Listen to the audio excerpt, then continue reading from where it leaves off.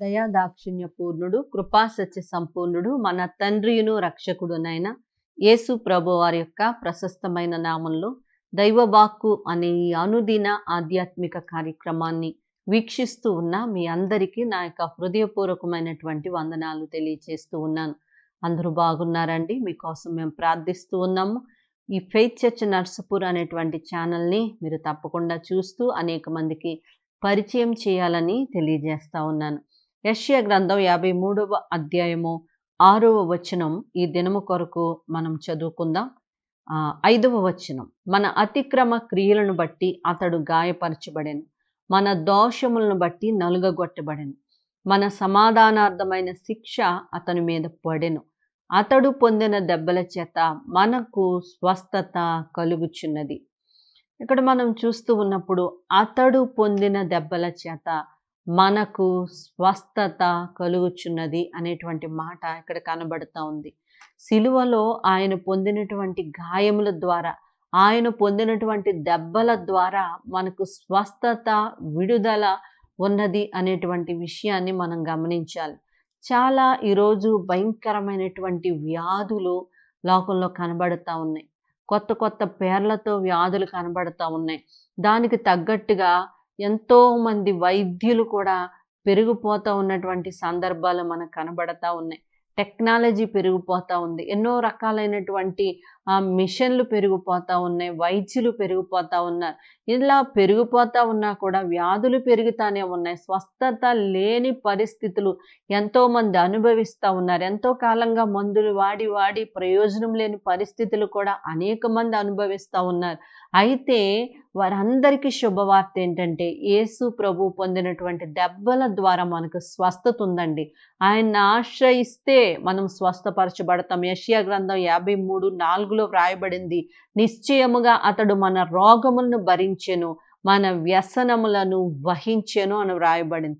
నిశ్చయముగా సిలువలో ఆయన మన రోగాల్ని భరించినటువంటి వారుగా ఉన్నారు.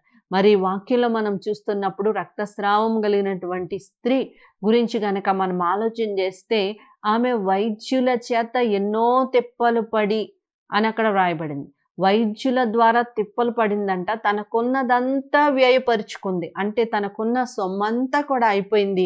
ఎక్కడా స్వస్థత లేని సమయంలో యేసు ప్రభు వారు అటుగా వెళ్ళుచూ ఉన్నారు అనే మాట ఆమెకు వినబడినప్పుడు, ఆమె నడుస్తూ ఆమె యేసు ప్రభు వారిని కాదు కానీ ఆ వస్త్రాన్నైనా ముట్టుకున్నా నాకు స్వస్థత కలుగుతుంది అనేటువంటి గొప్ప విశ్వాసంతో ఆ వస్త్రపు చెంగును ముట్టుకున్నప్పుడు వెంటనే ఆ రక్త దార కట్టెను అని రాయబడింది. అంటే ఆయన వస్త్రపు చెంగులో నుండి ప్రభావము వచ్చినట్లుగా మనం చూస్తూ ఉన్నామండి.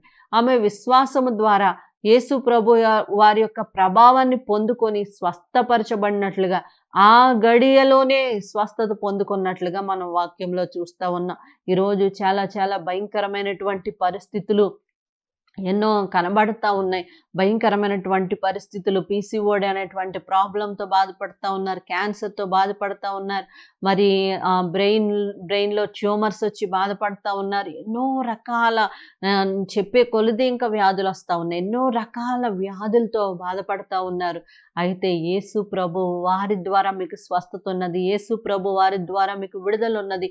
మీరు నమ్మితే గనక ఆయన నా జీవితంలో అద్భుతము చేయగలడు అనే విశ్వాసం మీలో ఉంటే, ఆయన మిమ్మల్ని ముట్టుటకు స్వస్థపరచుటకు ఆయన సిద్ధముగా ఉన్నాడు. యెహోవా రాఫా, ఆయన స్వస్థపరిచేటువంటి దేవుడు. అతడు పొందిన దెబ్బల ద్వారా మనకు స్వస్థత కలుగుతూ ఉంది. మిమ్మల్ని స్వస్థపరిచి యెహోవాను నేనే అని వాగ్దానం చేస్తున్న దేవుడు మన దేవుడై ఉన్నాడు కనుక ప్రతి ఒక్కరూ కూడా ఆయన పైన ఆధారపడదాము. ఆయన పొందినటువంటి దెబ్బల చేత మనకు స్వస్థత, విడుదల ఉంది. నమ్ముదాము, స్వస్థత పొందుదాం. దేవుడి మాటలు దీవించును గాక. ఆమెన్. ప్రార్థన చేసుకుందాం. ప్రియ పరలోకపు తండ్రి, నీకు స్తోత్రాలు చెల్లిస్తూ ఉన్నాం. దేవానికి వందనాలనైనా తండ్రి, ఈ యొక్క కార్యక్రమాలు వీక్షిస్తూ ఉన్న వారిలో నాయన ఎవరైతే నాయన బలహీనంగా ఉన్నారో, స్వస్థత లేకుండా ఉన్నారో, అయ్యా నీ సన్నిధిలో ప్రార్థిస్తూ ఉన్నాము. గాయపడినటువంటి హస్తాన్ని చాపండి నాయన. సిలువలో బలియాగం ద్వారా నాయన మా రోగాలను మీరు భరించారని నమ్ముచూ ఉన్నామయ్యా. అయ్యా మీరు పొందినటువంటి దెబ్బల ద్వారా మాకు స్వస్థత, విడుదల ఉన్నదని మేము నమ్ముచూ ఉన్నాం నాయన. చాలా భయంకరమైనటువంటి పరిస్థితుల్లో, భయంకరమైనటువంటి వ్యాధులతో పోరాడుతూ ఉన్న వారందరి కొరకు ప్రార్థిస్తూ ఉన్నాము నాయన. వారందరినీ మీరు ముట్టండి నాయన. మీరు స్వస్థపరచండి నాయన. తండ్రి, గొప్ప గొప్ప సాక్ష్యములు మేము వినుటకు సహాయం దయచేయమని యేసు దివ్యనామంలో అడిగి వేడుకుంటూ ఉన్నాము తండ్రి.